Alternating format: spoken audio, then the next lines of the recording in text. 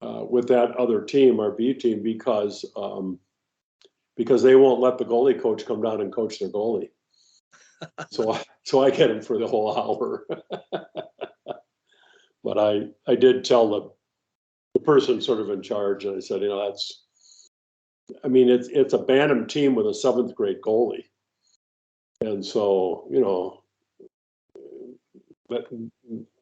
those coaches need to let the goalie coach, have some. I always give him 20 minutes. When he shows up, I give him 20 minutes with my goalie, and we just work around him. And, it's for all the kids. It's whatever. So, how are you guys doing today? Happy New Year. Happy New Year to you. How'd your team do this week in their plan? Yeah, we're going to Duluth tomorrow to play teams from the cities. So we are playing Hibbing tomorrow at the deck. So we're the Iron Range. Yeah, so it should be fun. It's not very cold up there, though. I mean, we have no snow here. They don't have any snow. They're canceling all the dog sledding races, and ice fishing is ridiculous. There's no ice fishing. People still have boats on the lakes. I know there's been people dropping through the water around here and drowning. Yeah, we've had Upper Red Lake. They're pulling people out of there every day. So I don't know why it's not obvious that it's not safe to go out on the ice. But well, a young couple and their 3-year-old were on the ice last week, went through and they all drowned. Oh. Went in an SUV or I don't know, or maybe an off-road vehicle. I don't know. That's sad. Yeah. No. Well, listen, guys. Did you all have a long break, and it was the first skate this week that you had, Hal and Tom? I think Hal's had more. Well, we've had 2 weeks of practice, and now we've had. Let's see, we've won 2 games in the last few days, and now we head up to Duluth, and hopefully we'll win 3 or 4 games up there. These kids they're starting to play. They're starting to have some fun. That's good. It's like any other. Guys, you got to have somebody in your team that scores goals every night, and we have one of those. In fact, he scored 5 of our 7 goals the other night. Well, so. we had 1 score in the first couple of months, and she hasn't scored in a long time, and a lot of 1-goal games that oh wow, we're not getting the goals. So we've worked. So Tom, I had emailed you about working on 2-on-1s and how to and I used your poem, and the kids can now recite it. But getting them to do it is it's still a work in progress. And we've done it coming out of the corners too. These kids are 11 and 12 years old, and you think they would get it, but that's my old brain thinking they should get it. And well, the Canadian team and the American team is the same. It's so individualistic in the World Juniors. Yeah, they don't do 2-on-1s very well. The poem Wally is 1 high, 1 low, 1 fast, 1 slow on a 2-on-1. Yeah, I'm writing that down. Well, then so that then they're not parallel to each other. You have to. Then I asked the kids, so who's high and who's low and who's fast and who's slow? Yeah. Oh, that kind of stumped them. And they go, oh, the guy with the puck is always fast. They go, well, maybe he's not. What determines that? Well, the defenseman. What the defender does determines if that guy's going to keep going fast or if he's going to slow down and maybe come across, and then the other guy goes. Now he becomes the fast guy and goes low. So it was actually pretty interesting. I think they kind of get it. I went and watched the Minnesota Gophers play the USA U18 team on Monday afternoon, and I thought that was pretty interesting. The U18 team had at least 3 2-on-1s and never passed the puck. Shot it from the top of the circle. Yeah. Missed the net 3 times. And I went, well, they kind of do it the way we do it. So, Well, I've seen this in World Junior. Like the Czechs are playing Sweden right now, yeah. and 2-2. And the two teams I've seen work, 2-on-1s and create 2-on-1s all over the ice are the Czechs and the Slovaks. Oh, yeah. And the Czechs beat Canada yesterday or the day before. Yeah, I saw that. A few seconds left, it bounces off a couple of guys and goes in the net with 11 seconds left. Oh, sad day in Canada. Oh, yeah. Yeah. Like TSN gets a lot of people watching, eh? Yeah. And the interest kind of just dives when Canada's done. Well, in 2026, the tournament's going to be right here in Minneapolis. Is it? Yeah, you guys will have to take a road trip and come down here. So, how far are you away from that tournament held? Are you in a community outside the city, or? yeah, we're in the western suburbs. I mean, it's 15 miles to downtown. Yeah. It's all freeway. So if I leave right now, I can be in downtown Minneapolis in 15, 18 minutes, middle of the day. But they'll play in St. Paul at the XL Energy Center, most likely. Yep. Well, listen, they guys. Just opened a road in Calgary that goes all around the city. Like it finally got open, the whole thing. Yeah. It's unbelievable how quickly you can get places. Yeah. Right now without going through all because they had to finish the ring. It was kind of plugged up in the west end. I bet. Yeah. But it's you can zip along there. It cuts the travel time in half, especially this coaching, because there's no regions of the city. So we practice at one end of the city, the other end of the city. Oh. So it makes it nice. Yeah, we have a half one tonight though, so it's be pretty good. Well, I can get up to the super rink up in Blaine, which has 4, 8. They have 8 rinks. I think they're building 2 more. I can get up there in 20 minutes from my house. And I mean, there's so much hockey going on up there, and soccer, and oh my God, they got so much stuff. So I imagine 8 rinks. I mean, they run international tournaments up there on the summer and off season, and it's the first 4 were Olympic sheets, and they're cutting those all down this next summer, and converting them into NHL size rinks. The back 4 are all NHL rinks, and I guess they're going to build 2 more sheets. So, wow. There was one in Vancouver with 8. I imagine there's other ones around. We got some with. In one building? Yeah, in Vancouver, yeah. Oh, wow. We used to do a tournament there. That's a lot. A lot. You guys, what's your take on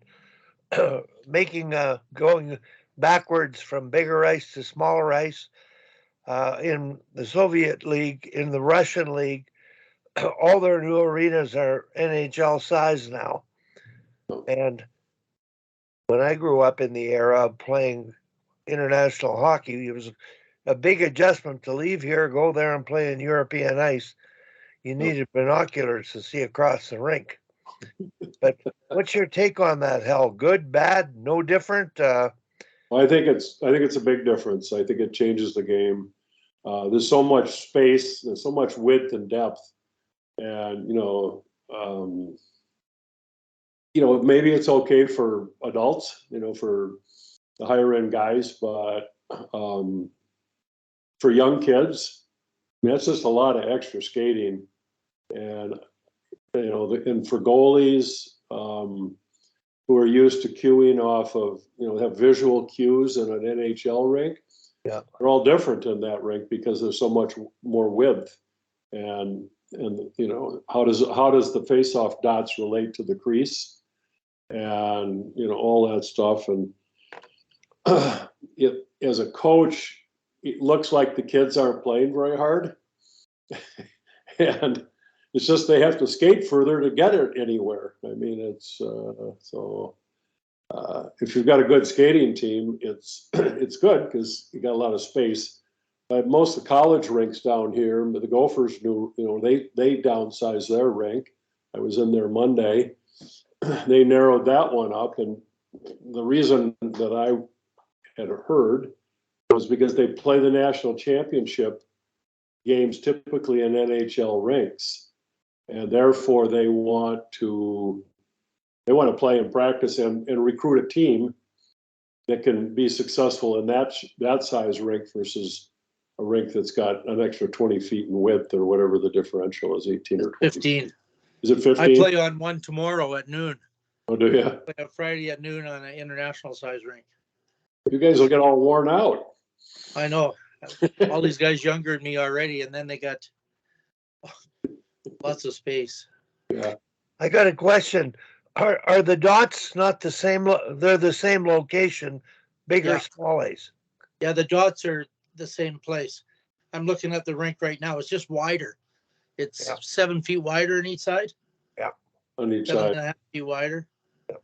You can see there's a lot of space between the circle and the boards. Yeah. Comparatively. And the nets too, typically. Yeah. Well, I just have one observation. When I went over to help coach the Spengler Cup, we had 10 North American college students, 5 from the US playing in the NCAA, 5 from the CIS. And then we had 10 European pros. They were all Canadians. And we had to try to do the first drill, a double regroup by George Kingston. Yeah. And they couldn't do it. Big ice. They couldn't set gaps. They couldn't do the drill, complete the passes to regroup and locate. They were out of sync. Yeah. So I had to take the D and actually teach them how to transition skate so they could move up and back and then laterally to set gaps. But coming from North America, just playing north-south and not really transitioning and coping with big ice, they couldn't play. They couldn't do the drill. And once we spent 10 minutes on their transition skating and backward striding, we went back to the drill and they could do the drill. So the thing I learned was you have to learn how to skate, and you do learn to skate better on bigger ice. Yep. Every time I played in Europe and came back home, I improved more because I played on big ice and came back home. Sure. I could Sweden just scored to make it 3-2. Who did? Sweden, they just scored to make it 3-2. Okay. There's 13 and a half minutes left. Well, that's a good point, Wally, on that stuff. I think for younger kids, I mean, I was watching a Squirt B team last night play, and it's an NHL size. Right? It's too big for them. I mean, that's for them. That's the equivalent of playing on an international sheet. I mean, it's like. What age is Squirt? You guys got different names for. Yeah, that's on 10 and under. So. Do they not play half ice hockey? No. In Canada, we have half ice hockey up U9, and U11, it's whole ice. Wow. So they play 4-on-4 half ice, 2 games on both sides, separate games. Yeah. And it's sort of the model in Canada right now, 4 versus 4 half ice hockey, coaches of opposing teams on the same bench, managing their bench. Yeah. And they're working together in terms of matchups, hopefully, and the kids learn to play. And I've had to deal with, systems and sort of use the claw idea with 1D as, okay, that's a bit of a formation that you can play. Yeah. But they get puck touches, they get to skate, and it's sort of been instrumental, I think, in raising the skill level of those young kids. Yeah. In developing them. And it really is all stemmed from USA Hockey's research, where they monitored puck touches in half ice hockey Yep. to whole ice hockey, and the number of touches, decisions being made in a smaller area contributed to more development. But when I look at big ice, Tom, I'm watching the NHL. We enjoyed the NHL game against Philly. Thank you for inviting me. What do you think? Should they play on bigger ice, or is that fine? I think the ice is just fine. You know, Okay. they increase the size. And I asked Brad, I emailed because if he's got any ideas. I said, I don't know that much about using the ice between the top of the circle and the blue line. They're using it all the time, all kinds of scissors and stuff like that. They increased it by 4 feet by moving the goal line back to the blue line out too. Yeah. And so I think that made a lot more room in the offensive zone. Yeah. So I don't think they need to make it wider. Yeah. And that's why the Finland and Russia turn into the smaller rink. It's more exciting hockey. Yeah. It's not keep away so much. I think some of the reaction that I've heard and thought is that the NHL rink's too small for the size and speed of today's players. Now, I don't know if you agree with that or not, but I know I've thought that a few years ago, but now I'm seeing them adapt and learning how to play. And by adjusting that ozone, like you say, Tom, you can have sustained offense because they've created more offensive space. And they've also learned how to use the no red line. They didn't know what to do with, when they took away the 2-line pass rule. Yeah. And everybody played the same. But now, as soon as the wings see the D's toes up ice and control, they're down, they're gone. Yeah.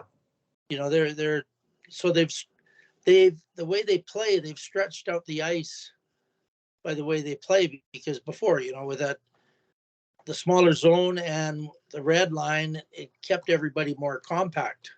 Yeah. But now they're using a lot more of the space by the way the game is played. Yeah.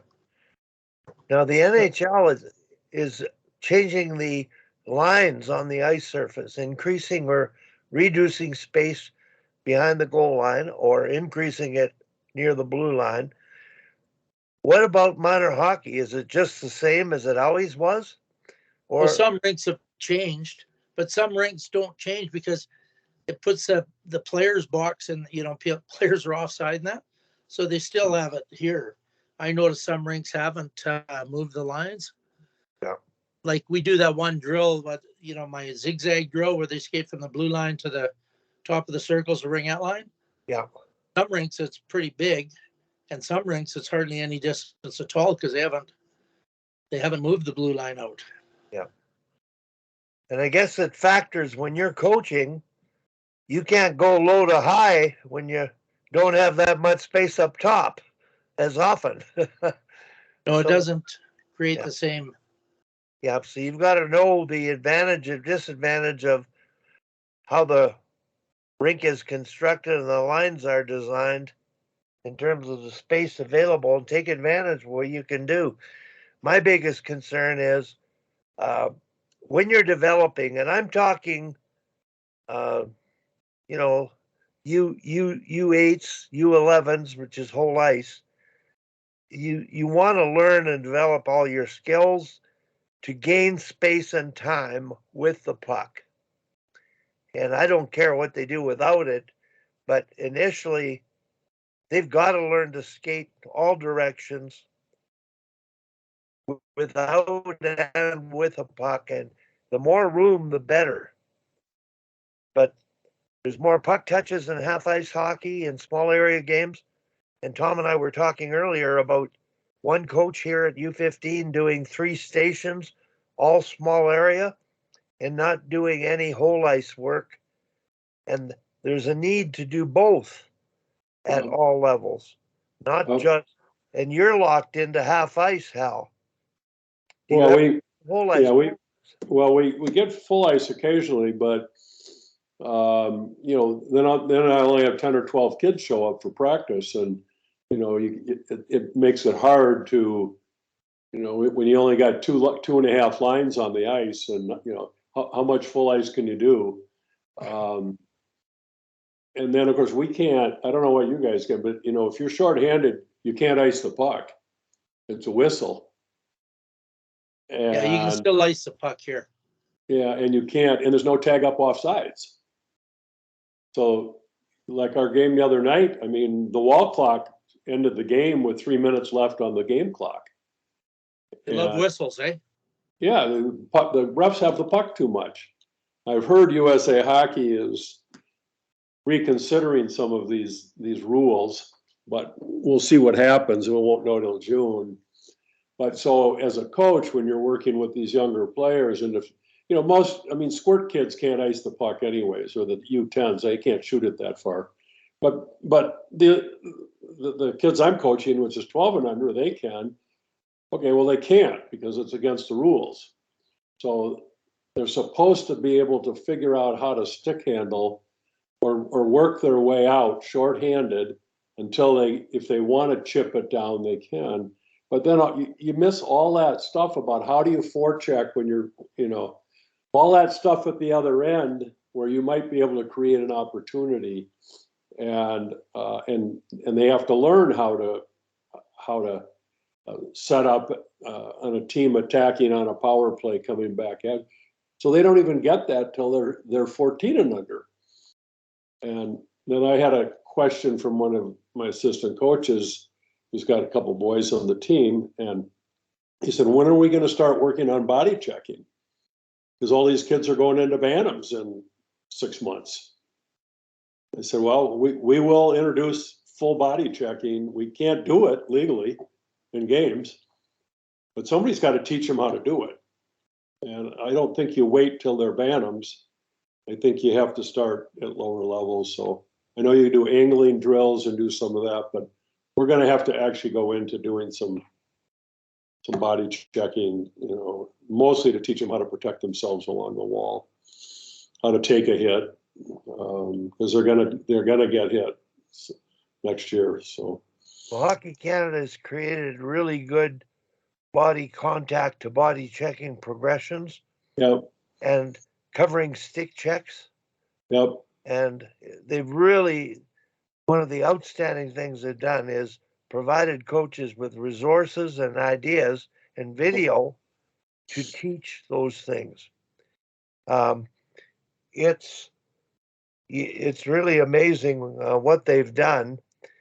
But up here, there's sort of a debate that as soon as they can, at squared hockey, when they can skate and stand up, they're the same size. You don't have a growth differential. Right. So they can body checking, not hitting, but making contact with the body, Yep. teaches them stable balance and preparing for taking the check. Yep. And I use the word check. When I was in the classroom at ECTAS on the whiteboard, and I don't know what age the team was, the coach had written the players' names and rank in who made the most hits on the board.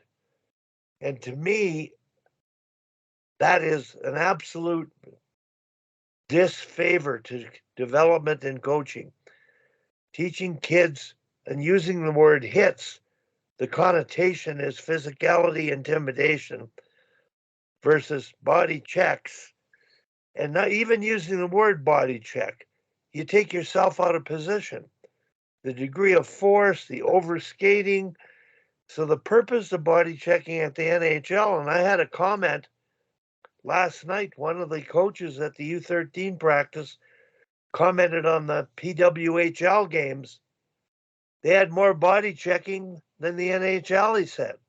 And you may be right. Yeah. They're skating through the hands. Yeah. They're skating through the hands and then stepping in front Yeah. to steal off the player with the rear end. There was one hit in the first game that the girl just came and just planted the girl against the board. She didn't have the stick on the ice, anything. and that should have been a penalty. Yeah. But the other ones, were good angling and that. All Swedes got a breakaway. They scored 4-2.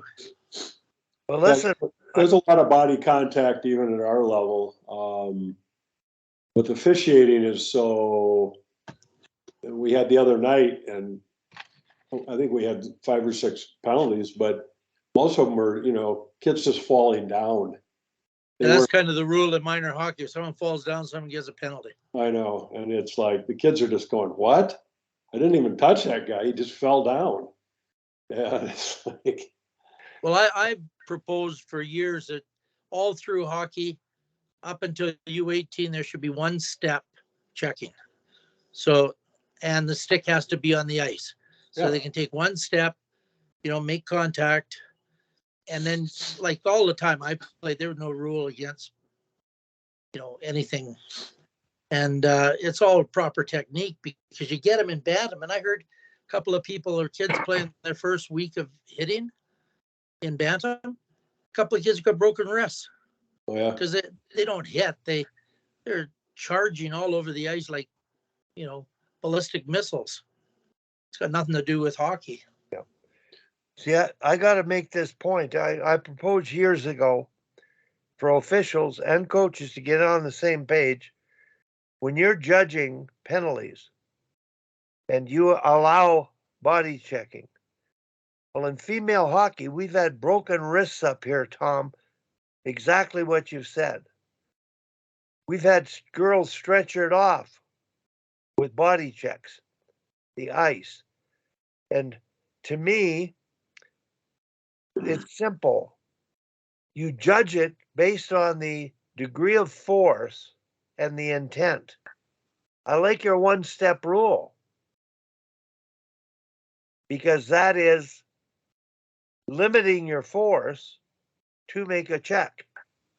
It's safe. Yeah. It's respectful. And then you learn how to give and take at the same time, right? Right. But to do it in bantam is absolutely ridiculous. Like I remember coaching like Riker Evans, a kid that's now playing for Seattle. When we coached him in 2015, Wally, remember how he wasn't 5 feet yet. And he wasn't 100 pounds.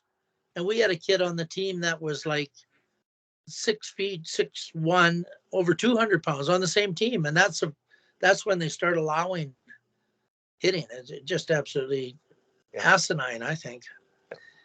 And then you got the kids that age, the way they are with all the testosterone. It's here's what I'm asking. Dangerous. I'm asking both of you this question.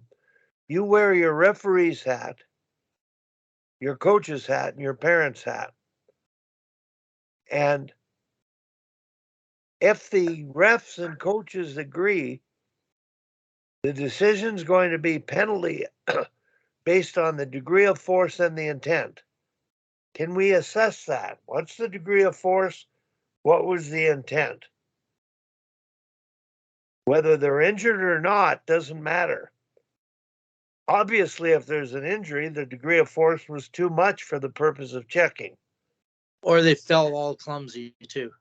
Well, you judge that by the intent. Did they fall? Was it just contact? Well, we've only had one girl hurt this year, and she got hurt twice, both against Red Deer, and both the same girl. One time we're playing in Calgary, and the girl slugged her right in the middle of the cage, right in mid-ice when she had the puck, and knocked her out cold. She didn't even flop on the ice for 30 seconds. And then the last time we played Red Deer, the same girl charged her into the boards, and this is a real tiny defenseman that she's hitting, charged her into the boards, and she missed 2 weeks. But that's the only person we've had hit this year, and the same girl doing it. And neither time the girl got a penalty. That's a problem. That is a serious problem. So we're wasting our time here when the discrepancy is that great. Hell, I have to share this story with you. I really was frightened in my role here, watching our U13s play girls and the hitting that was going on, the safety of the athletes. Because they couldn't handle the contact, and the intent to me was too aggressive. So I made a point to watch a game where one of our two teams of ours were playing the same from our association, and it was a heated game. And in the last minute of the game, which the white team was ahead on, the best player ran a girl from behind, and she was suspended for 2 games. No. I could see the heating of the game go on, and I never did anything. I just watched it transpire. But when I went down after the game, the things that happened, coaches from each bench were yelling at each other, uh, trying to defend the hit, and it was in a shit show. And here I am entering this association and these teams, ethical coaching, good hockey, and what we've been talking about is what we don't want to happen. But they're so competitive, getting wired, that we have to be reminded of the importance of respecting your opponent and knowing the line of safety. The next game, one of the teams was playing another team. I went to the game, and before the game, the coach showed me the video of the hit from behind from the game before.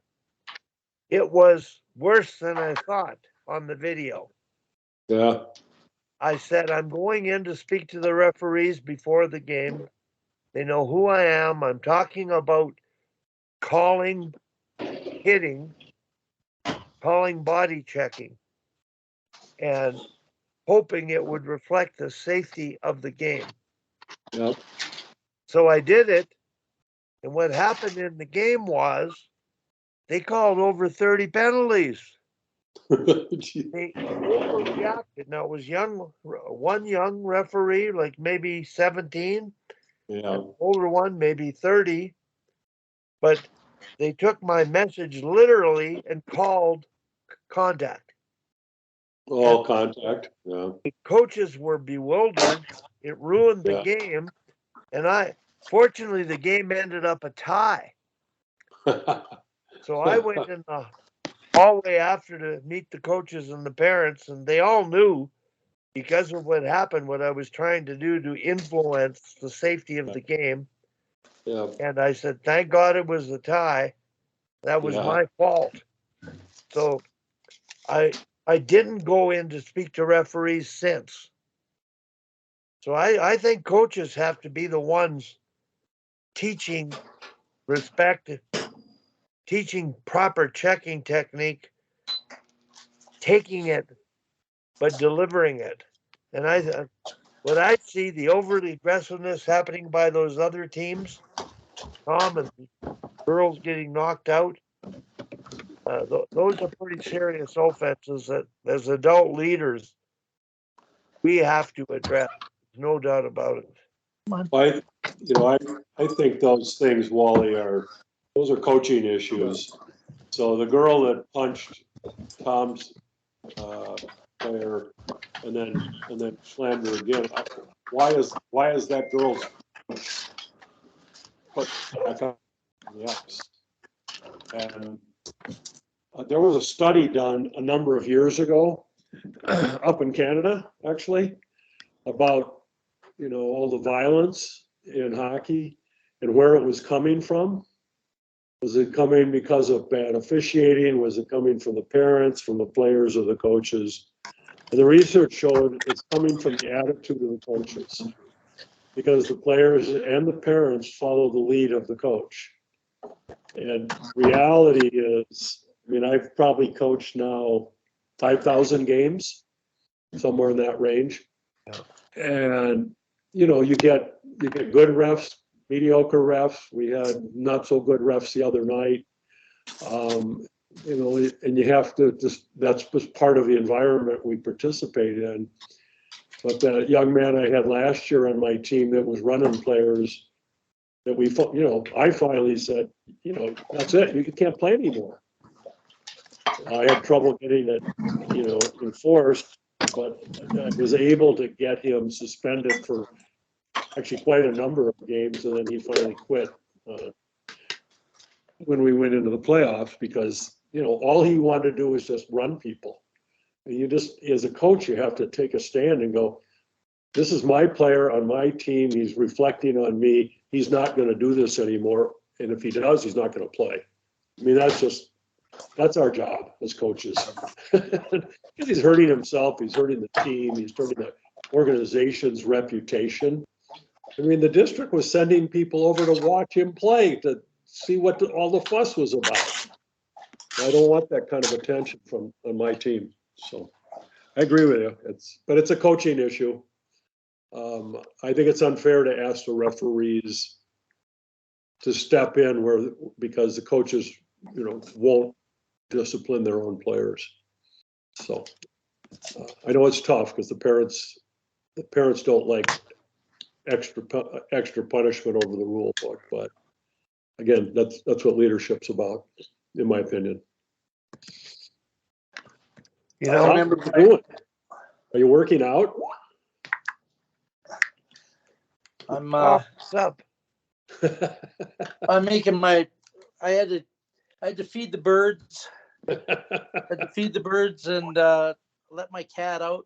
And my dog doesn't like my cat, so I can't have them close to each other. Then I had to let my dog out and then close the door, so now the cat can go downstairs. The dog's upstairs. So I put the toast in at the same time. You're a busy guy. Tom, are you at your iPad?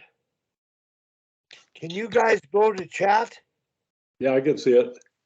You see what I just posted? Oh, wait a minute. I did see it come through. Hitting versus checking. Phone, so I can't see it. Yeah.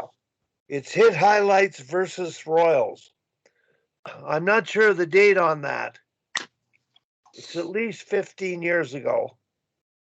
I believe it's U18 hockey, and there's hits from behind in there.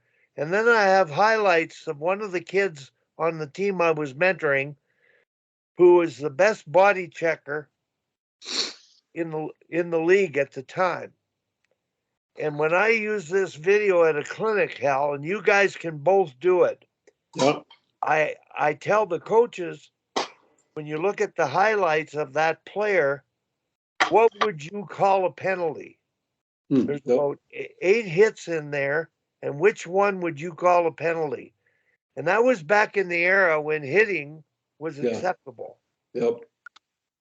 So my idea, I use this at coaching clinics so they got to see the nature of checking, and I've put in a lot of graphics about the biomechanics of checking, the approach, the area of contact, and it's one of the things I'm pretty proud of, but I don't think it's needed today because I don't see any body checking like this today in the guys' game.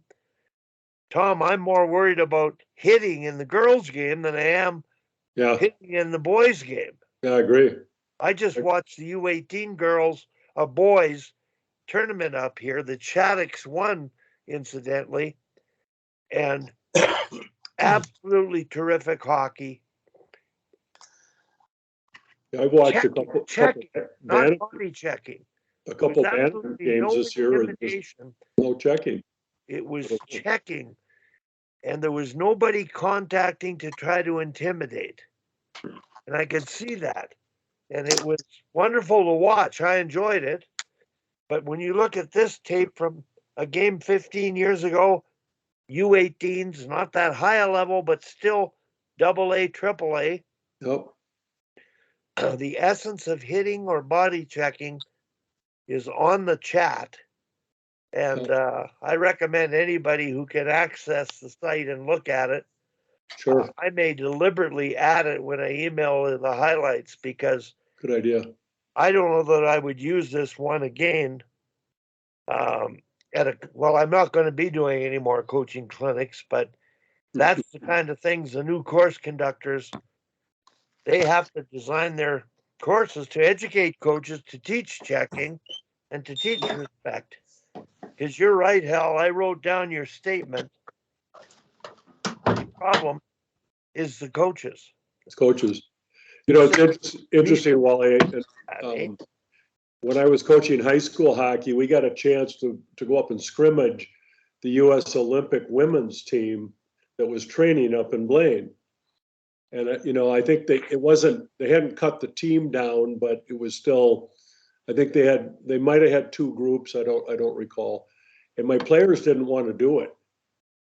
And my captains went, no, coach, we can't play the girl. We can't play the wife. Says, well, if we lose to them, people will laugh at us. And I go, well, I appreciate the feedback, but I'm the coach and we're going to go play. And it wasn't, you know, it wasn't a game with, you know, with fans and all that kind of stuff. It wasn't an official, it was just a scrimmage basically, but we did have refs on the ice. And it took our guys the whole first period to figure out that they couldn't, you know, because they couldn't check. There was no body checking. And the girls got ahead of us, the women got ahead of us, I guess. And then the boys figured it out. And then we end up outscoring them by a goal or two at the end. And then in the locker room, I asked the kids, I said, well, what'd you think? He said, we'd like to play hockey like that all the time. That was really cool. It was fun. Yeah.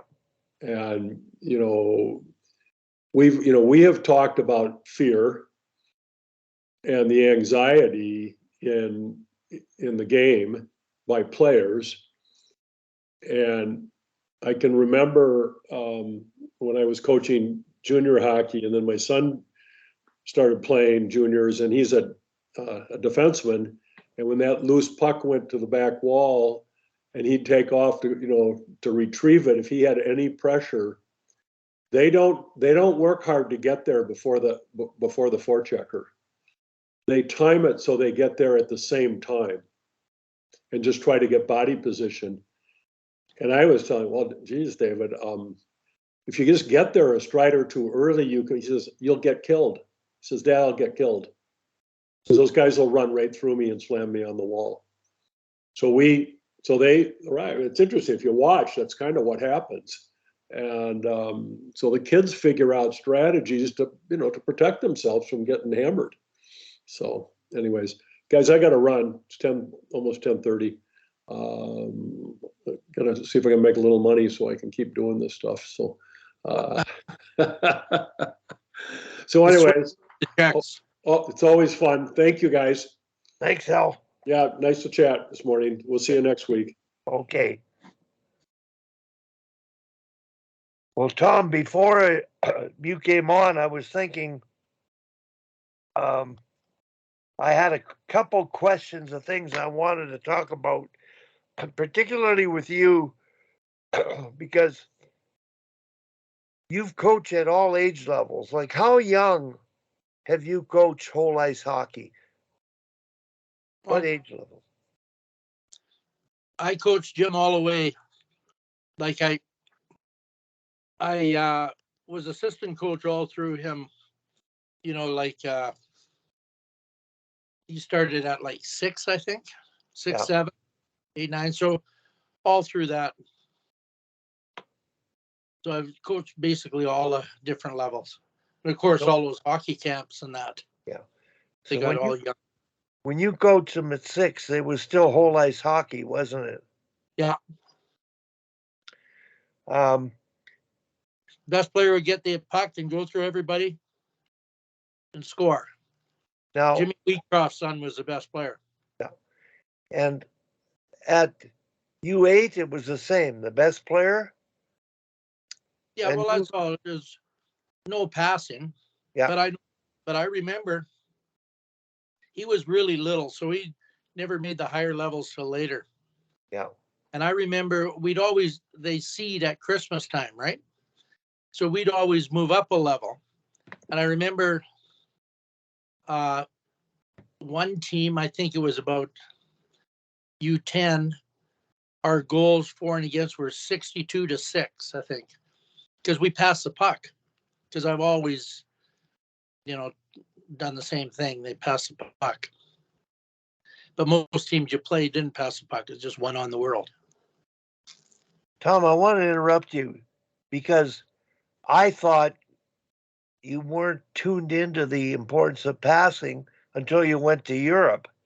But obviously, you grasped it and learned it and appreciated it. At what point did you understand the importance of the pass in contributing to the outcome of a game? Well, I've still got the 20 practices I did for the Booster Club. We'd have a 2-week hockey school. Yeah. And I used a lot of the stuff he gave me, the Howie Meeker stuff. We did a lot of those circuits. Yeah. But I looked at the rules, and I've got rules in games. There has to be 3 passes, or everybody has to touch the puck, or, so I've been doing that forever. And I think that's why it appealed to me. Like, I started taking those things George started bringing guys in the mid-70s. Bukoc and the Swedish guys, and that's why I kind of gravitated towards them, because our practices were so horrible in that era. Like, they were just everybody standing still, like Hal said, 14 stand in line while one kid does stuff. Yeah. That they did such a better job of running practices and all that. But yeah, I've always stressed the passing.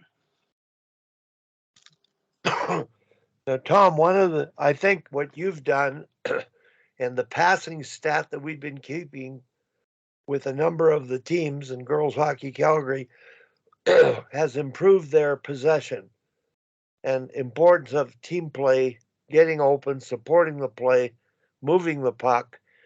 That's lacking in the game, generally speaking. Even at the Max tournament, there weren't many 2 or 3 passes in a row situations. There may have been quite a the World Juniors. Canada and the U.S. in the World Juniors is 1-on-5 hockey. Yeah.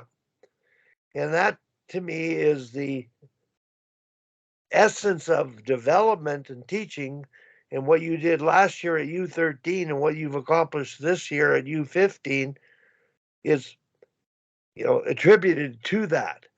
So went to that game with me the other night. I mean, the NHLers. Yeah. As soon as someone's open, they get the puck. Yeah. And they can take passes too. It doesn't bounce off the stick. Yeah. So I don't know why when the best, everybody says, oh, the NHL influences everything. I don't know why when the NHL moves the puck like boom, boom, boom, boom, boom, minor hockey, it's 1-on-5, 1-on-5, 1-on-5. Hell, I sat with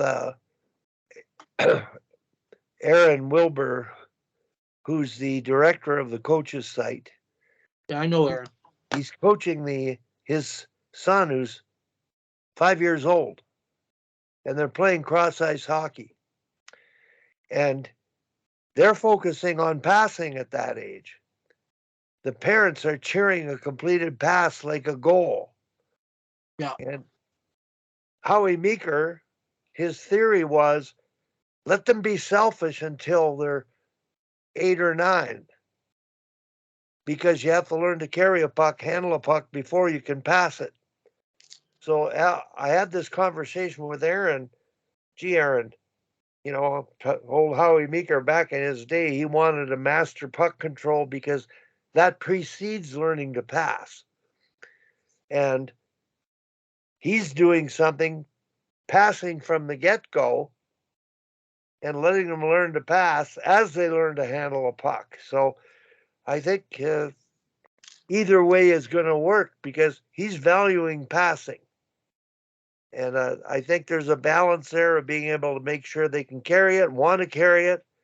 But he's certainly going to avoid the 1-on-5 hockey with any kid he coaches. They're going to think pass first. And when kids pass first, sometimes it's get rid of the puck. They're afraid to carry it. So I think we want them to be confident with it. And the ultimate factor is be aware as you have it to make the play or take the space with the puck before you make a play. Yeah, and that's like what Tim always says. There's never. It's not always or never. There's a right time and Yeah. there's a right time to do things. And Yeah. like you don't want someone to defer every time they get the puck and they got space, but they try to force a pass to someone that really isn't open. Yeah. And I've seen quite a few players that do that. Yeah. They don't they're it's a hard game because you got to read so much, and that's why I play a lot of those games, like one zone games, where they have to make an escape move before they can shoot or pass. So they have to do a tight turn or go backwards or slide sideways or Yeah. That they because then they got to get their head up and make eye contact. It's a hard, Well, if you still and just want to pass, you're going to give it away all the time, right? Can you make the point that you've made with me many times? Wiseman. What does he do when he got the puck? One of the players we grew up playing with. Well, as soon as he gets a puck, as soon as it's on his stick, he fakes like a hard fake one way or the other. So you're going for him, and that makes you pause about half a second because you think he's going this way, right? And then that gives him space to do other things. And he does it as well as I've seen anybody, and he really sticks to the puck, like protects the puck so well. Yeah. But, and his dad played in the NHL, and I'm sure that he taught him that from a young age. Well, so a theme we had the other day, they played 2-on-2 and 3-on-3 keep away to warm up because the goalie was at the other end. Yeah. So they added one quadrant to the ice each, kind of. Yeah. But anyways, the rule was fake it, then make it. So when they got the puck, I wanted them to make a fake pass or a fake move and then make the play just to get that habit. And, trying to make little sayings that kids can remember. Tom, can you, this quote, fake it, then make it, did you just make it up or is it something you've used? Well, I made it up before the last practice because I wanted to. Hal and I were talking about things. He really liked the one high, one low, one fast, one slow. Yeah. And I got that from Bobby Duncan. Yeah. His son Ryan, like Bobby, played in Toronto system. Yeah. And then Ryan, of course, won the Hobie Baker. Yeah. And Ryan, a really, really clever player. And I ran into Bobby at the Circle K tournament. Okay, yeah, he loves to go watch. He was there, and I saw other. Was Murray with him? Pardon? Was Murray Healy? Murray wasn't with him. Bob McElhenney was, who's the father of Curtis, who played with Tampa Bay as a backup. Yeah. And he's been hired as Toronto's head of goaltending, and he's working under Haley. Okay. So that was neat to know, but I want you to elaborate and describe in detail one high, one low, one fast, one slow, because to me, and I was going to mention it earlier, when you're teaching team play, this is offensive team play. You've got the puck, one high, one low. It is describing how you position and control your speed and take space relative to the game. Can you define that and describe it in a little more detail? Well, if the D can stay between you and the pass receiver, right? Yeah. He's at a real advantage. You got to pass right through him. Yeah. So if you're skating there parallel, you're really the player would have to force the pass, a real low percentage pass. So if the puck carrier is going really fast, you slow up a bit and pull up a bit. And now the D's got that staggered thing. Yeah. And if the puck carrier slows up, then you go really fast, and that gives you the opportunity to pass behind the player's skates, right? Yeah. And so you don't want to be parallel. You want to have a stagger there, just like on the hinge with the D. If they're parallel, Yeah. the chance forecheckers can intercept that pass. Yeah. So you create space by doing that. One high, one low, one fast, one slow. So it's really valid. Another thing on 2-on-1s, and I got this from Murray Heatley because I played a lot with him, and I carry the puck and then try to pass to him when I got to about the hash marks, right? Yeah. And he's frustrated. He said, "Coachy, give me the puck just when we're near the blue line on a 2-on-1."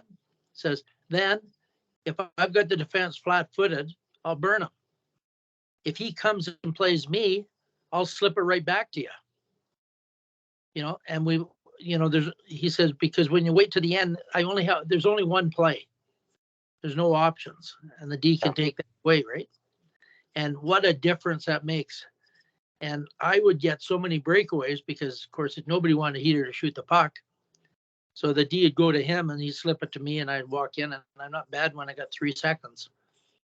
And so I've followed that ever since, and it's unbelievable the difference if you make that first pass early.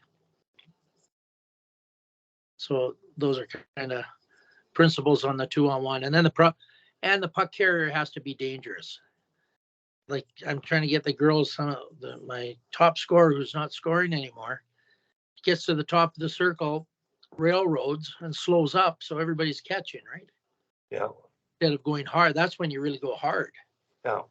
And if you're going hard, they have to play you. That automatically, creates a chance to pass over to somebody if the player's open.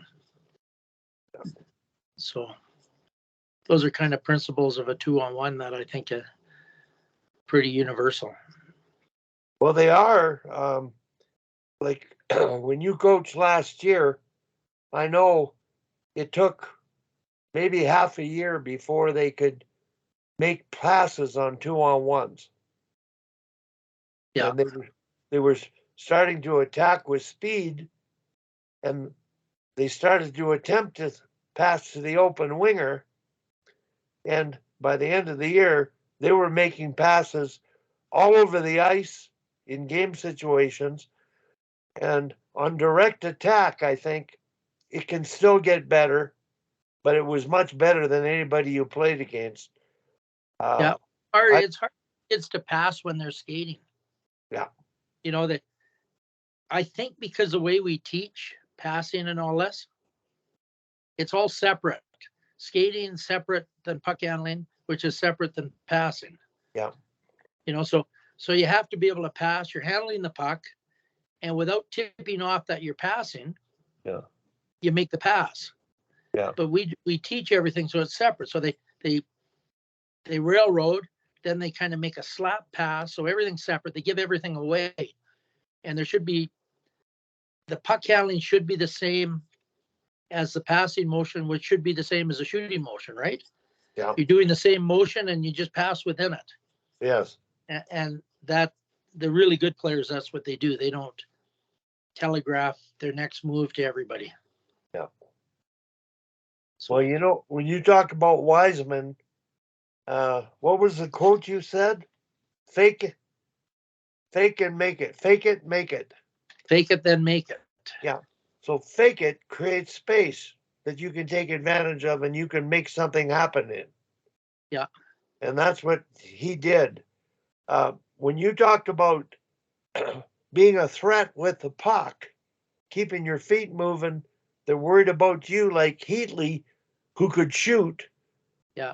Which opened up the ice for you because they would overplay him.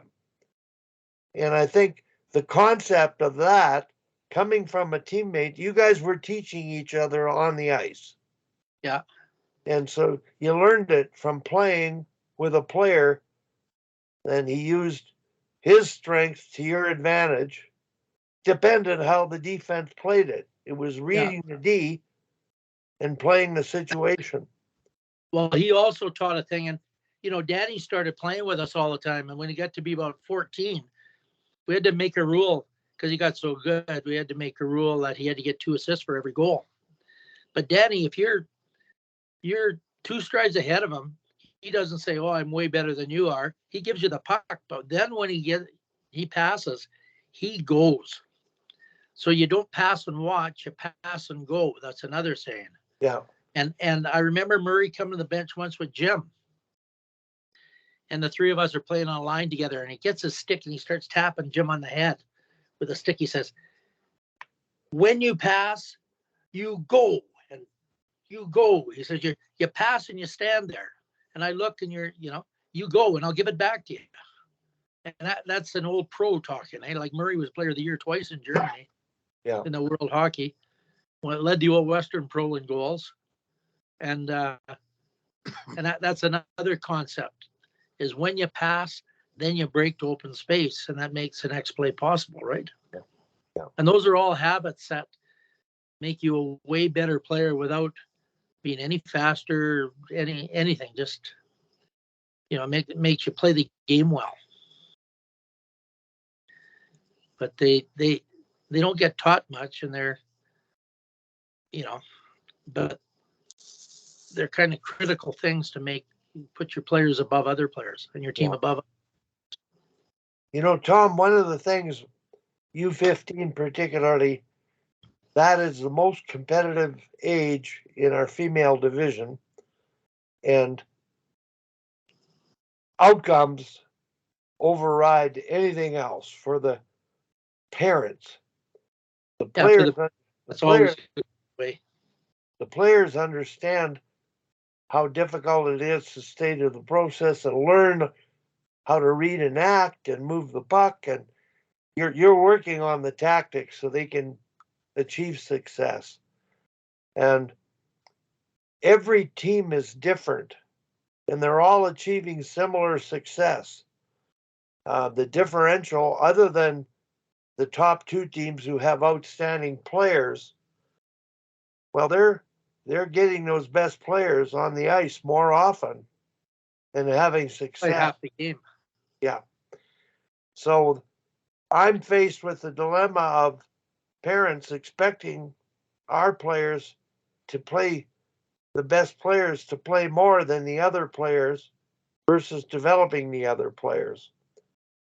And last night's meeting with the executive discussing the issue with the U15 team, concerned about the team's success or lack of, the president made reference to the AAA coach, and what he does, he plays everybody on the power play. They all, at that level, have been on power plays in U15 and were best players on U15 teams. And so at the midget AAA level, that's what he advocates. And he might know who is best, but all year he's been playing everybody, and apparently in his philosophy, the last 10 games of the year, he may determine who's hot on the power play and who going, but the roles will be defined. Now, I wanted to begin the session with you, Tom, talking about power play, because you've done more work with the power play at the U15 level and structuring it and having a degree of success than anybody. But at U13, what was the difference? Was it a waste of time to set up a power play and teach a power play? No, I thought we did pretty good at the U13. What we did is we did the low spread, so players behind the net. We worked on a lot of stuff behind the net, going pass east to west behind the net, and passing to a player in front because they're usually wide open. Everybody stares at the puck. So that was our power play. 2 behind the net, 1 in the middle, and then the D move up a little bit. and you get people's back turned. So we taught that at the start this year with the U15, and then went to the 1-3-1, and we had everybody playing the power play the first, I don't know, month or so. Then during December, we had 2 power play units, and they practiced, and we found, Jim said it's just too hard to try to get 4 units. So we only get 2 practices a week. And just a few minutes, everybody, they never, nobody really learned it. So today we switch over to the 7 that didn't play on the power play, and 3 there was a fill-in, be 2 other power play units. So everybody now will have learned the power play, and we're going to give 15 minutes each group, and we'll go all through January with that 2, and the other ones I'll do penalty killing at the other end. And we'll do the same kind of thing come February, the last games. We'll take the 10 that were the best on the power play, make 2 units, and the other players really become specialists in the penalty kill. Yeah. So everybody will have learned the power play and played on it, and the same with the penalty kill. So it's very similar to Kyle's philosophy there with the AAA. No, it is. I've always felt, especially with the national team, we were the best team in the world at the time. The Americans started to take over. But when you play in a league with a club team that's better than anybody, I played everybody on the power play. I just rolled the lines. I didn't pay attention to who was on the ice because they played all situations. And that free for all worked for me at that level with that talent. And right now I'm finding there's an expectation of success, and parents who had kids that were leading scorers on the U13 team, that many coaches just play them on the power play all the time, and they start them every period. So they get up expecting to be on the power play, and the other players are sort of left out, and they don't get a chance to develop. We're talking 11, 12-year-olds, 13 and 14-year-olds. Well, everybody should, learn the thing, I think. Yeah. You never please parents. I remember when I was coaching the AAA, when it was the Flyers, right? And AAA, and these parents left the sports school in that little town in southern Alberta. Yeah. They left the sports school, and they said, "Oh, Mikko, he plays the grade 12s all the time on the power play and this and that. We don't like that." And now their girls are in grade 12, right? Yeah. So I was playing everybody on the power play. They had a meeting with me and said, "Our girls are in grade 12. They should be playing on the power play all the time." Yeah. I said, "You came here complaining about Mikko doing that. Now that was at Warner School, eh?" That's a good story, Tom. Now you want me to do the same thing that you didn't like what he was doing. Yeah. I said, when we get to the very end, the players that are playing the best in the playoffs are going to be in the power play.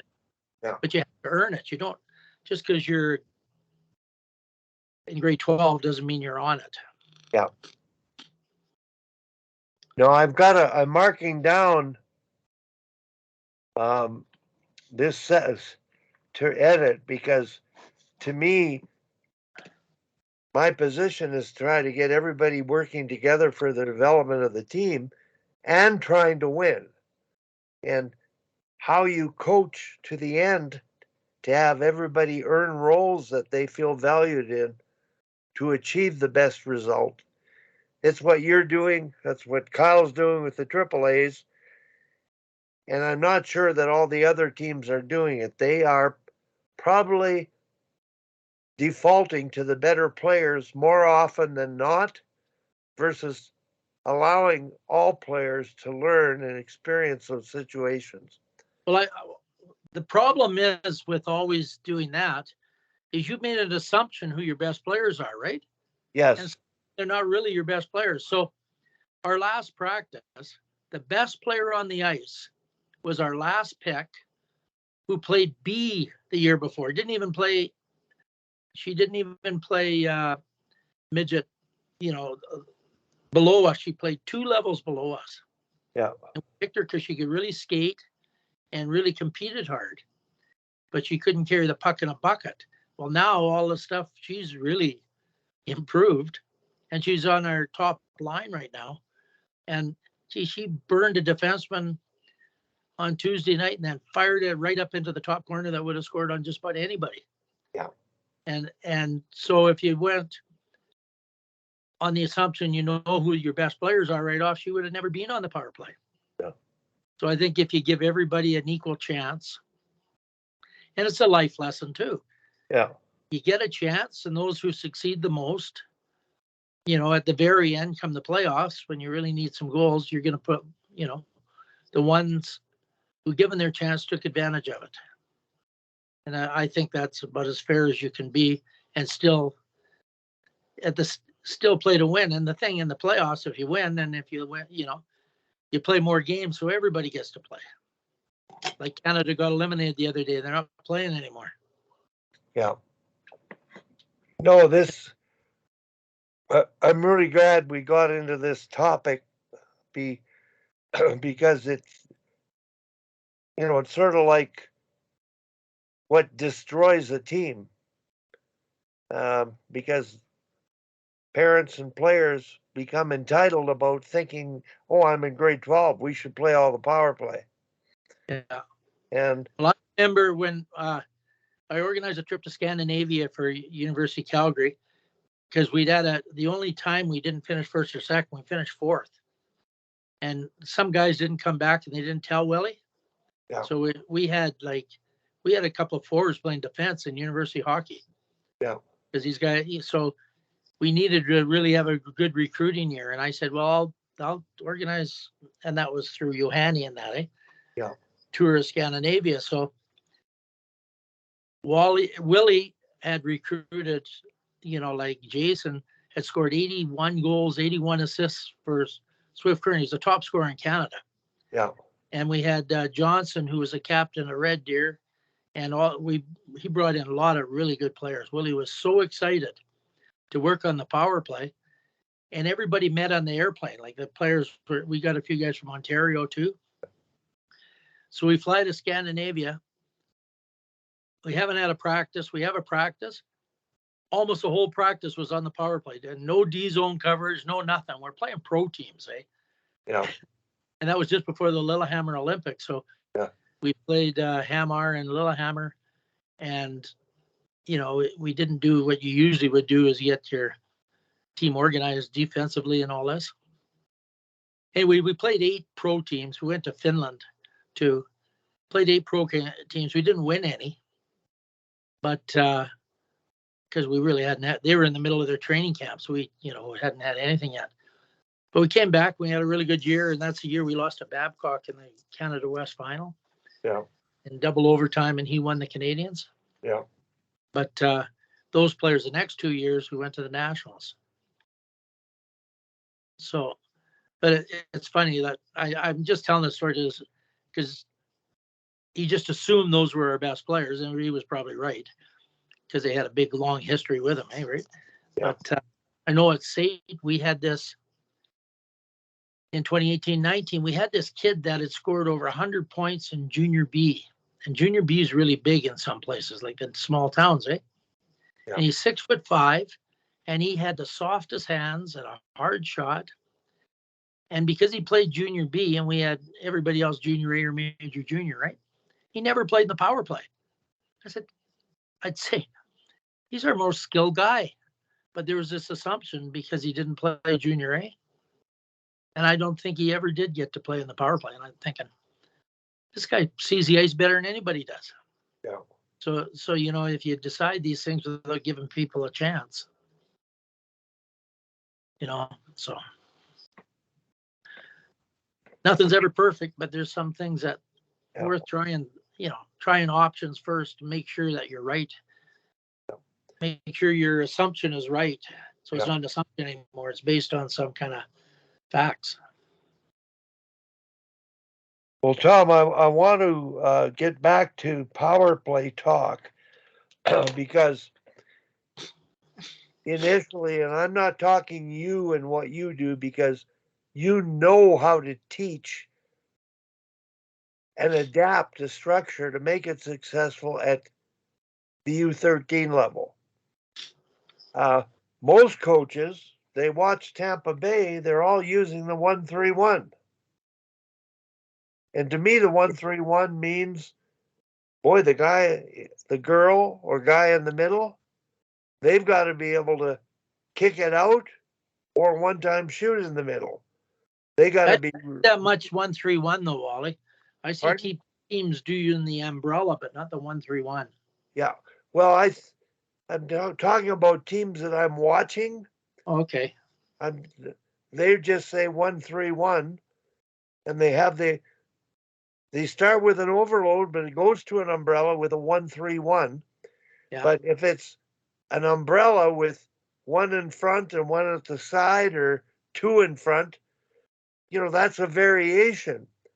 But what you've done, U13 has created behind the net 2 players possession and the D being able to sneak in to get scoring chances at U13. And it has a lot to do with the offensive triangle and the 3-man attack when you have low zone offense. When you have the puck below the goal line and move it behind the net, everybody's focused on the puck. Yeah. And it transfers to 5-on-5 too. Yes. And that's what you've done on a power play and 5-on-5. It's being able to do whatever it takes to score goals. And I think obviously looking at your league, stopping those best teams and their best players and being able to take advantage of time and space on their end to score more goals, that's going to be the goal for you for the rest of the year here, is get your offensive mojo back, but respect the importance of playing without the puck against every team. That's what surprised me when you mentioned Willie went over there and you never worked on D-zone cover. Well, that was the Your first seasonal plan with your U15 team, what did you do at what point? What did you work on? Forecheck first or D-zone first and then attacks and then what? What's your plan, seasonal plan relative early in the year getting prepared? Well, I know one of our first practices, it was a nice day and we practiced at Mount Pleasant. So we had a little bit of a picnic and then got that big magnetic board out. And we went over our forecheck and how we play in our D zone. We kind of went over the team play stuff. And then we had a game at Optimist and we met outside, and on the grass, we walked through the different team play rotations, like the forecheck, just to kind of have them, physically do it. Yeah. So we introduced the concepts kind of right off, but didn't spend a lot of time standing around on the ice. Yeah. Then when I get them on the ice, something I picked up from, and I think it's pretty common, but Gene Riley, the American coach in Salzburg, Yeah. just point to a spot and everybody rotates to that spot in the D zone. Yeah. And point to the other corner, they all rotate, and the half wall and the low forward goes and plays a play in the half wall, and just so, and point how you cover the point, just so everybody gets a kind of the rotation. I think it's a pretty quick way to go through things, the introductory stage. Yeah, that Claire Drake did that. I call it magic puck. Yeah. The coach has pucks in his pockets and he points corner, half boards. And he points to the point. And the players straight line skate and stop in position to where the imaginary puck is. And when you go from one point to the far corner, opposite corner, they figure out who's first, second, third. There's a bit of a rotation. But it gets down to starting with that picture of men on box and that great drill that Riley did and Claire did. I've seen it done a few times, and to me, it's something that all coaches should pick up on, a magic puck walkthrough, and eventually you pull a puck out of your pocket. You can have the coaches in the corner, they can have pucks in their pocket, and they say breakout, and the coach gets checked by the player who's closest, throws the puck free for the closest player to break out. Yeah. That's what Billy Moores did it with the Japanese when I was there, and that's the first time I'd seen the magic puck drill run, and I added it to my little toolbox for coaches down the road. The walkthrough that you did, forecheck and D zone cover, it became a part of the Alberta camps, preparing teams, 8 of the teams and 8 zone teams that we had.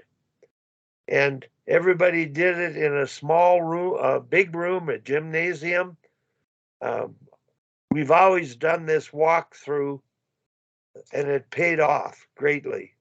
Well, last time I did it, we were kind of running around our zone. So we had a short practice. So I took 15 minutes of the practice, and I had all the left wingers together, all the centers together, all and they all moved at the same time. Yeah.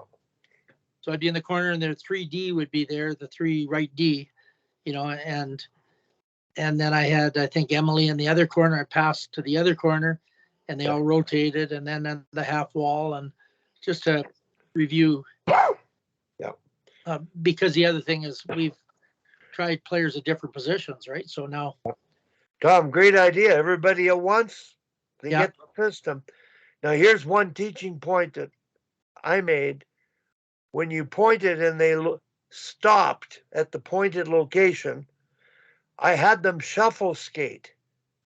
Step crossover, step crossover, step crossover, stop, just to feel their 4 edges. Yeah. And that little exercise is part of D-zone skating, and then sprinting to the spot in the space, keeping the puck outside in the shape that you want. I'm glad you brought that up because it's something I'm going to try to get permission with to do. At the spring camp that we have with the teams, Yeah. boy, it's something I'd like to expose all the players to and all the coaches to. And we can do it off the ice in a big open space because the coaches need it. If the coaches get it, they may be able to deliver it. I don't know what coaches do on D-zone cover, whether they cover it at all, whether they're on the same page. I think they all have a pretty good idea, and they might have a similar approach, but it's something that we'd sure like to get your help in time to get it across with all the coaches at every level. And when you get on the ice, dude, like Bob Murdoch, he came out and worked with my Mount Royal girls. He lived right by there at the time. Yeah. Harrison Woods. And all 5 are right in the middle. And they're allowed to take 2 strides. Yeah. And the other team gets the puck, and they get like 45 seconds to score a goal. Yeah. And nobody goes at them. They just protect the middle. In fact, I've seen a few NHL teams doing this. And then after that, the closest player is allowed, to pressure the puck, and the whole and the rotation behind. So it becomes, the rotation behind, everybody rotates. Yeah. And how he said he taught D-zone coverage in Winnipeg. Yeah. And then he said he's done it forever, But start off with, first of all, one of his comments was always, you defend from the net out. So when you're killing a penalty, from the net out. So if you're going to block a shot, you got to get in the lane first, then go to block the shot. Yeah. And when you defend from the net out. Yeah. And that you need the controlled skating that you teach. And you know, that's a good concept too. There. Nope. It's interesting you brought it up because I was doing a high performance clinic at the University of Calgary with coaches from North America. There were about 300. And Bob Murdoch was presenting. And I believe I was rooming with him. And I was doing D-zone cover.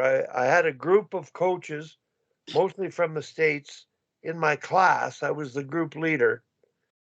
And Murdoch was my roommate.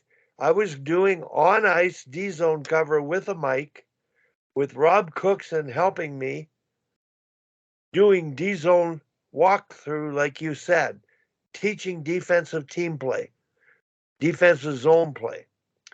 And when Bob told me what he did with you, I began with that.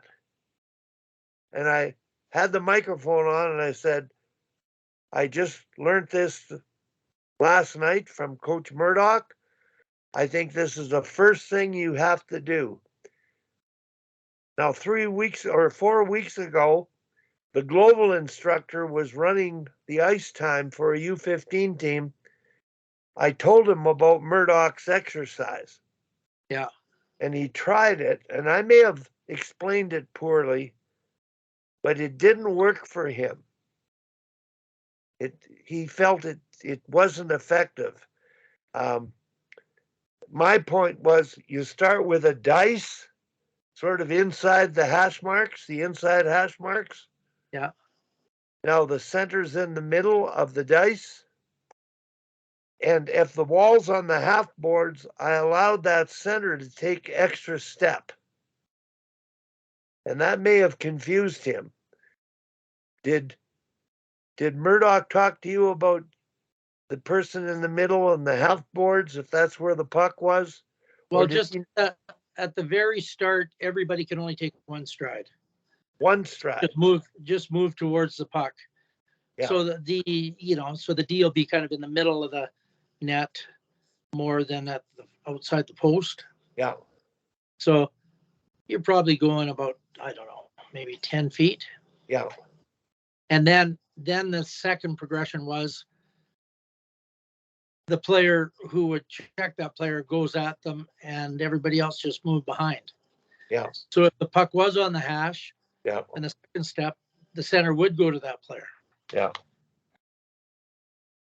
So it's, you got that moving man on box behind concept. Yeah. Great. But I think the big concept is you protect the middle of the ice first. Yeah. Because if you're running all over the place and people are wide open in the middle, you're in lots of trouble. Yeah. Tom, if wingers start going down into the corners, right? Yeah. So now you got the D there, the center there, and then the winger comes down and that point man is totally open. Yeah. And I don't know why that's the hardest thing to teach. Even playing yesterday, I was playing center. The wingers always would go down, leave their point. So when I saw that, I'd go cover the point for them. But instead of just staying on their point. See, it's theoretical, Tom. If you're the first back checker, you're the low forward. And that's what most NHL teams do, but I think they switch now because what they're doing now with that quadrant hockey they're playing now in their zone. Yeah. Some of the teams, it's the center that ends up. I think the low forward, first one back plays the first play, right?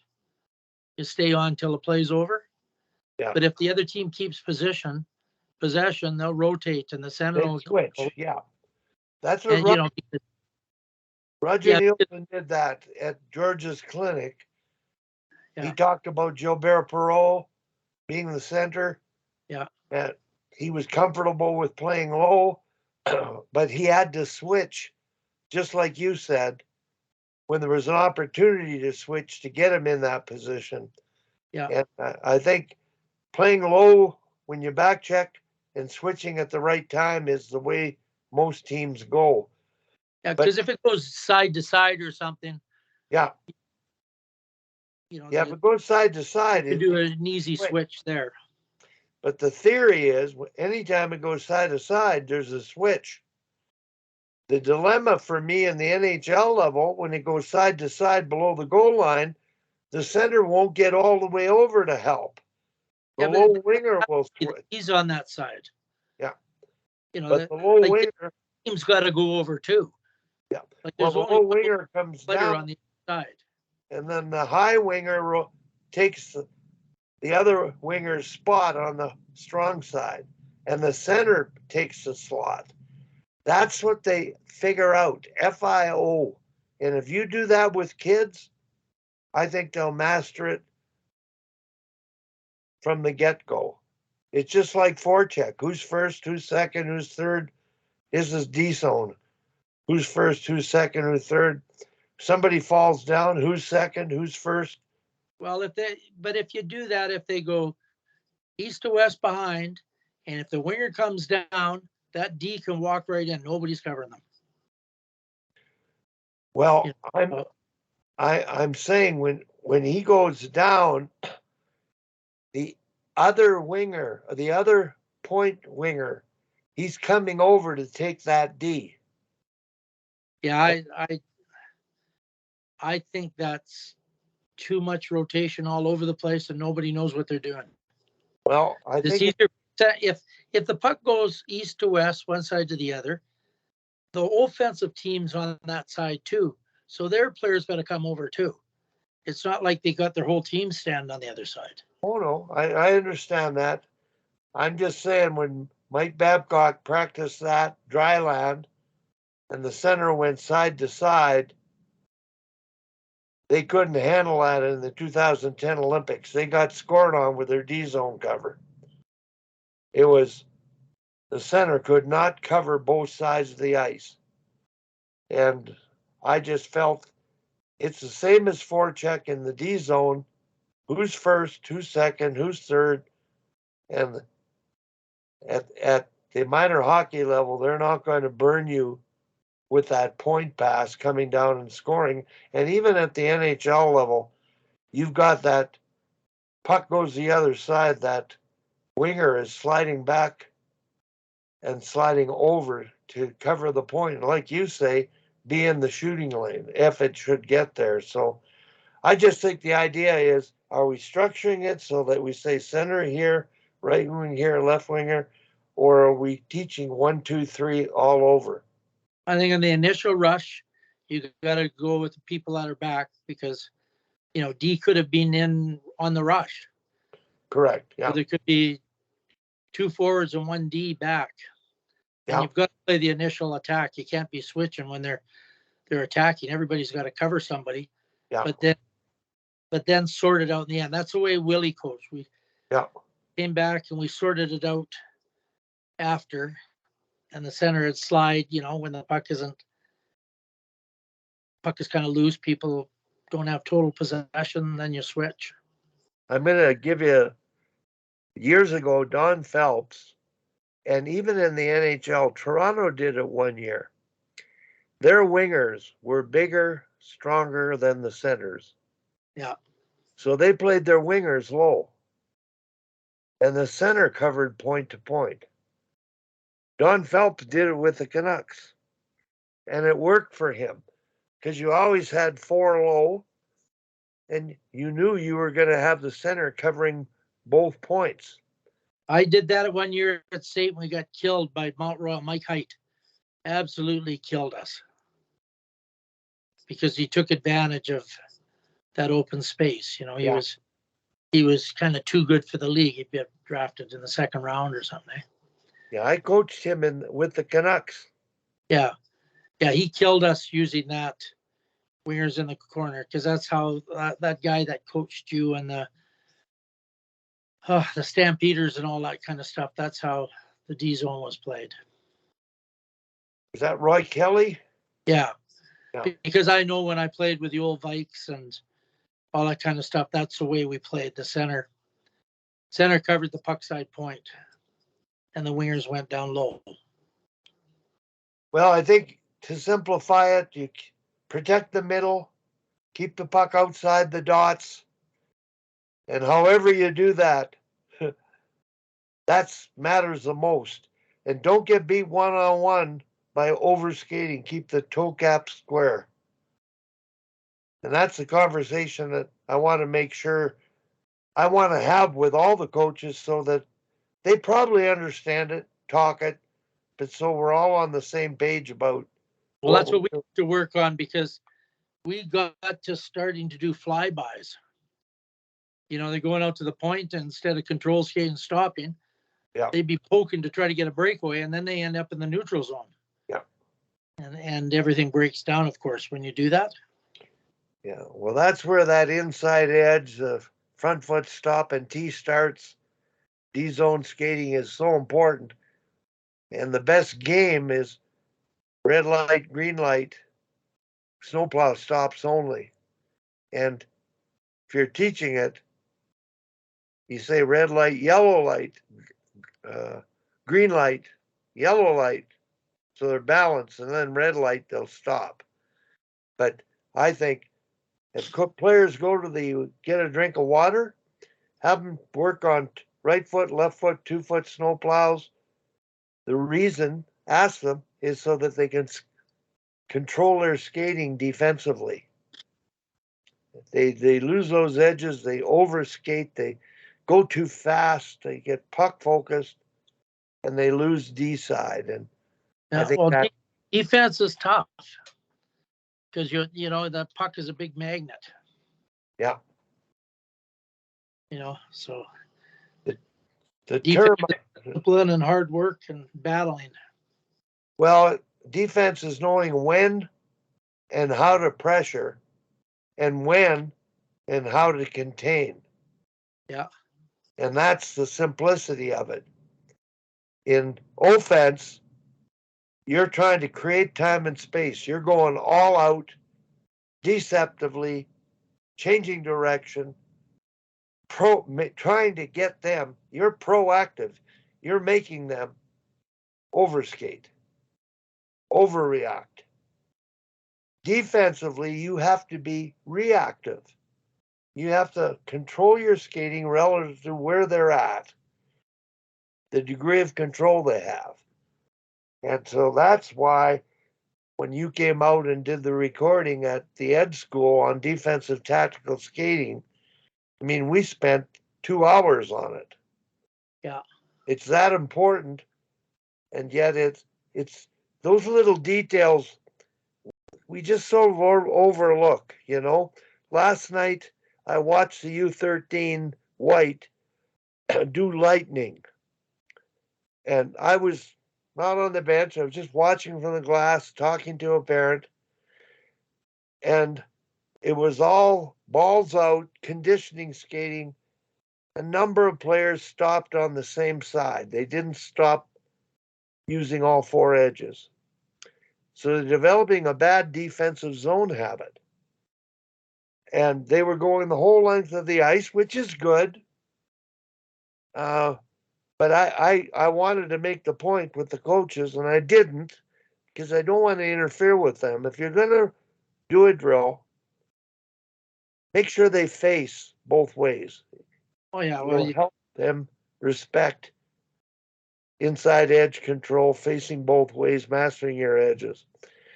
And at the U13 level, it's critical. At all levels, it's critical. Oh, yeah. But you know, and being that said, you cover all those things, but with only 2 practices a week, you know, you can't cover it every practice. You know what I mean? You try to, and that's why having little sayings is good. Yeah. But well, Tom, if you're doing a drill like that, lightning, do it right. Don't do it. Oh, I agree with you. If it's a conditioning drill, you don't worry about it.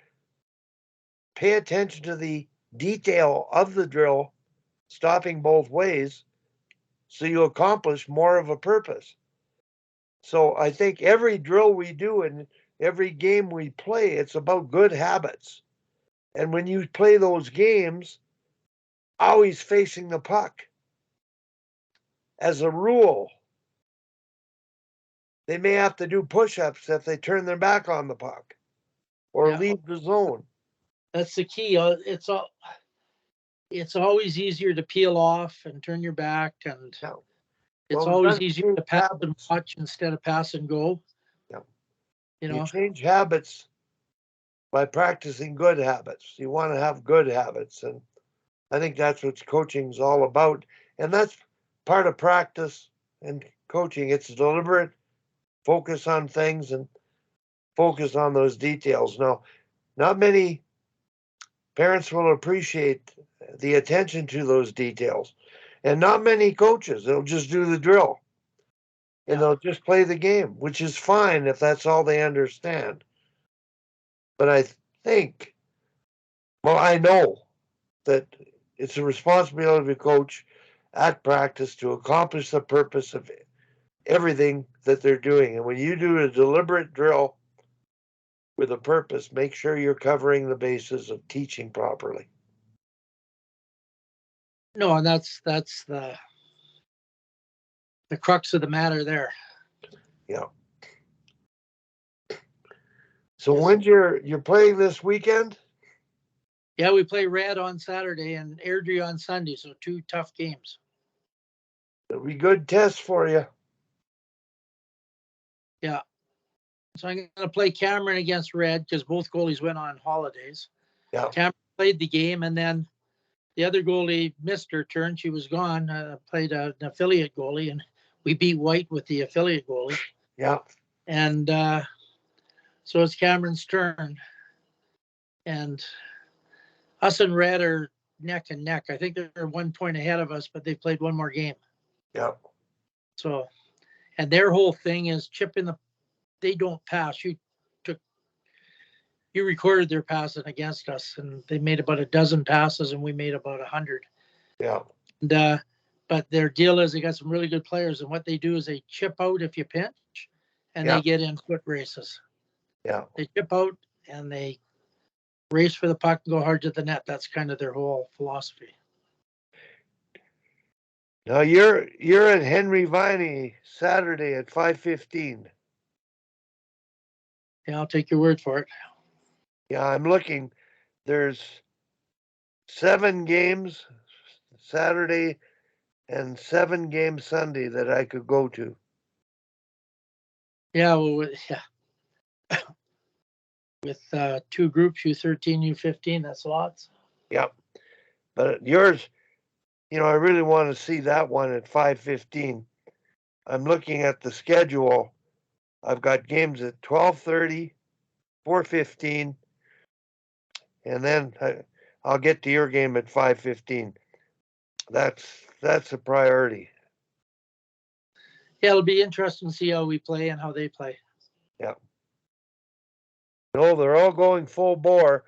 Tonight, we're meeting Roberta's coaching staff following up with the parent meeting. And then we're scheduling a meeting with the 4 captains with Roberta to discuss the second half of the season because we want to create some positive energy within the group, which might be hard to deal with. But that's what we got to do, get it going. Well, I want to have our parent meeting with Spring there before our game on Saturday because all the parents come, eh? So have it an hour before, and coaches, we can say what the plan is, and then Well, I'm planning on being at that meeting, and after you're done, I will be talking to them about the mission statement exercise.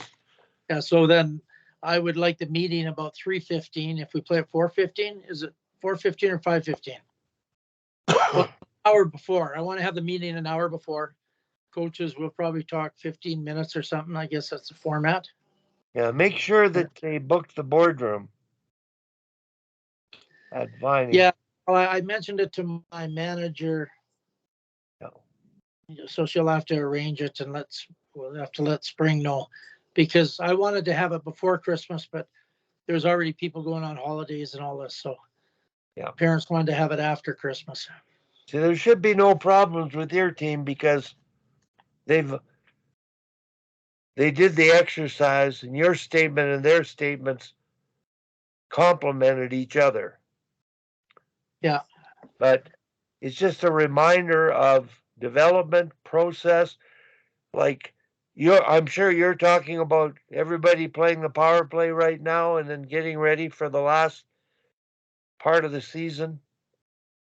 They'll be earning. I'll explain how we're going about things, but I'll explain about what my whole deal right now is. Now we know all the players. Now we know the league. Yeah. And now we know what we need to do, to develop the players and, to be successful in the games. Yeah. And it's all about what we just talked about, these good habits. And, that's the main thing, is good habits. When they come back, they have to actually cover somebody. Yeah. And stuff like that. There's some of those teams that have, so like Airdrie has, our best player would be on Airdrie's second line. Yeah. So the deal is we have to play better hockey than they do. We may be faster than them, but we're a lot smaller. Yeah. And so we have to play fast, and we have to really have good habits to be, and we can do that. We beat them earlier in the year. Yeah. And we kind of lost how we were playing the first month and a half, I think. Some bad habits crept in. Yeah. And our goalie's got to watch the puck all the time. There's some bad goals going in. Yeah. They're more concerned about the pass receiver over the far side than watching the puck. Yeah. They've let some goals in that aren't even shots on net. So just have to stop the ones they should stop. If the goalie coaches worked with them on that at all, or? Yeah, she was there Tuesday. Yeah. I talked to her. I said they have to watch the puck. I mean, against Okotoks, players coming down the left wing, she looks to her right, and the goalie exploded across the net. She made a fake. Goalie exploded across the net, and the girl shot it in the empty net because she was so worried about the pass. Yeah. And then the other goalie let one in from the corner, stick off the ice, looking in front, and hit her skate and went in the net. Yeah. And so they just have to stop the ones they should stop. They'll make their terrific saves sometime, but you can't always So that first goal that they scored, you were talking about the shooter looked to the far winger and the goalie moved. The goalie exploded over to her left. Yeah. And the player never passed. Well, that's that Yuri's 2-on-1 sequence where you practice fake pass, looking, and shooting. That's a progression to teach scoring, because goalies, they're human. They're like defense. If Wiseman's going to shake his head or fake, you're going to go with the fake. Yeah. And the goalies went with the fake pass, thinking they're going to pass. So I just love that sequence. Deliberate. Shoot to score, shoot to the pad, fake a shot, pass, look away, fake a pass, shoot. Those things, those stages, it got them a goal on direct attack. So it's good. And the goalie's got to know that her responsibility is a shot. It's the D's responsibility if they pass a far post and they tap it in. Well, I think the goalie knows it, but how do you practice that as a team? I would do Yuri's 2-on-1, 2-on-0 drill with deception. Well, we've done that sort of thing, but the goalie's job is to stop the shooter. Then the D knows that if they take away the pass, it's like Preston was doing the penalty kill with the Flames. And he talked to Kiprasov, and the player beside the net. Yeah.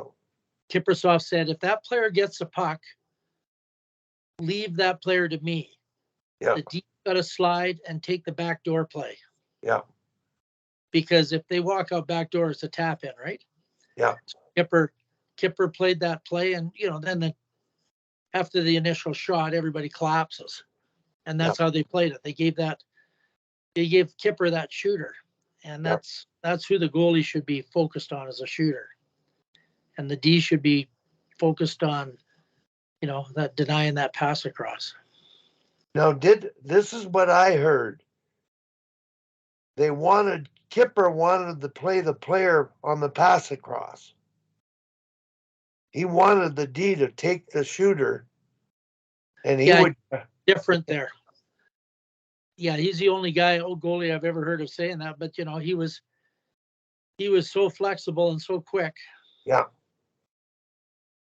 No, I was at a clinic when Richie Preston talked about that. Yeah. And I said it actually wasn't Rich Preston, it was Lowry. Yeah. He was teaching that to the coaches to play the puck carrier. And I'm saying, no, you want to teach a puck carrier how to play a 2-on-1, not relative to the coach's goalie skill, but relative to general speaking, take away the mid lane, don't let them drive to the net. But they were teaching play the 1-on-1, give the pass, allow the pass across. The goalie knows it, and you can shoot it. My point is, defensemen have to learn to play 2-on-1s. Yeah, well, I agree with you, because in the provincial championship, Edmonton had to beat us. They were up 1-0. And we got a 2-on-1, and the D went and played the puck carrier. He slipped it to me, and I had a total breakaway. And I scored. Yeah. And, you'd have to be a pretty terrific goalie to give that play away all the time. I don't know. I can see it if it's late, by the hash marks. Yeah. So the guys have got to get it and shoot it right away. Yeah. But this play was made above the circle, so I got forever to walk in by myself. Yeah. And the guy made a nice pass and gave it to me. Yeah. So at your level, how many goals have you had come from a 2-on-1 pass across? But on our team? Yeah. Oh, we've had some. Yeah. Usually that one line with Lily and Cryway. Yeah. They do that. But we've scored some on that, but not as many as I'd like. We're going to work on the 4 chambers for 15 minutes today. Yeah. The 4-chamber attack. Yeah. So set up a 2-on-1 on the wide player. Always get into the big ice between the dots with the puck and enter wide and set a 2-on-1. Then the next player goes to post. Yeah. And then the 4th player comes up and be the weak side, for that option. The 4th player's for a pass across? No, the 4th player is in a box, eh? So it's a 2 on the one side. Yeah. 1 player going to the post, that's 3. Yeah. Number 4 would usually be a D, and they'll maybe to the top of the circle for that kind of delayed late pass. No, that makes sense. 4 chambers. That's a good idea. Yeah. I think it's one of that Toronto guy's concepts, but Brett, he's got a really good little drill for it. So I'm going to do it. I haven't done it in a few years because the U13s couldn't really do it. Yeah. But we did it with the college men and women. Yeah. Well, look, Tom, it's 2 hours and we had a good chat. I've got stuff to do, editing, and anytime if we get on again, I just love asking you questions and hearing you talk about it. I really like the 1 high, 1 low, 1 fast, 1 slow. I guess you want to credit Murray Heatley for that, and you're making Bobby Duncan. Bobby Duncan. Yeah. And the other quote. What was the other quote? Do you remember? Make it. Yeah. And pass and go. Yeah, Don't pass and watch, pass and go. yeah, And the other one was make the first pass early on a 2-on-1. yeah.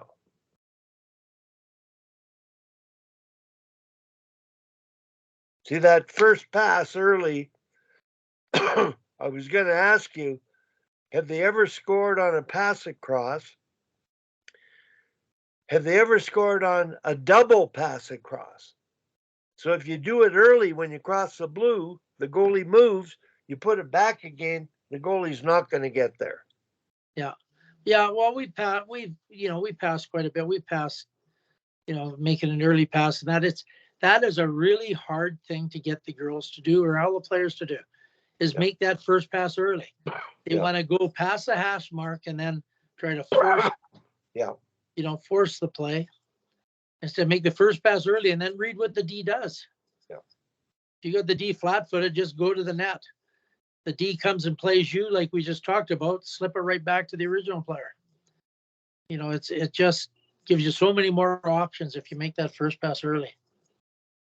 Yeah, I like the sequence. That sequence by he was the goalie coach that taught scoring, played in 2 Olympics, goal for the Czechs. And his sequence was shoot for a rebound, shoot to score. When you shot for a rebound, the player went to the net for the rebound. They got conditioned to expecting the shot for a rebound. And when you fake the shot and for the pad, you could shoot to score, you start to play poker with the goalie. So that's what you want the forwards to do at full speed, is play poker together against the goalie. And I think that's the next level of scoring on direct attack. And I'm not sure what age to master it at, but might be ideal for U15, and maybe when they play U18, AA or AAA, it's something that can be passed on. I'm not sure. Yeah, well, everybody's different, eh? Some players can catch on to that at the U13. Yeah. Some players never catch on. Yeah. Because their brain shuts down when they get the puck. Just no synapses are connecting. Well, we want to try to get them connected when you can connect them at the youngest age, the right age. Well, I'm reading a book right now, Wally. Yeah. And it's a really good book. It's called darn it, Hidden something or other. I got it written down. Hidden Potential by Adam Grant. So they've done all kinds of research, and they studied a couple of thousand kids for kindergarten, and they followed them into their 20s. Yeah. And the kids that got the experienced teachers, like really good teachers in kindergarten, succeeded unbelievably compared to those that had like first year teachers. And I'm sure it's the same thing like I've only read the first chapter of this book. I'm sure it's the same thing in hockey. If you get the right habits right away, then you build on it. Because, the way the brain works, it makes these patterns. Yeah. So you really have to practice a lot. You never lose those patterns, but you have to practice a lot to develop overriding patterns. Yeah. So that getting and a lot of the thing was you get the best coaches, and I think we talked about this last week, best coaches at the early age. And TC sings really early, and I'm interested, I want to read the rest of the book to see, but it's pretty interesting. But like you, I got to go. My dogs are waiting to have their walk, and then our Thursday routine is we go to Mass at Sacred Heart at noon. We don't go on Sunday, we go on Thursday. A lot of times we go to Costco or go for lunch after. Shama, I'm going to give you this. Do you have a DVD player in your truck? Yeah. Bruce Beaton put this together. He's written a couple books. He has 3 doctorate degrees. He played pro football with the Edmonton Eskimos for 12 years. Yeah. And the title of this is Goals, Perseverance, and Action, Sports Leadership. Learn how great athletes think. Develop a winning mindset, inspiration for future champions. And he talks about myelin and that young age of what happens to the nervous system.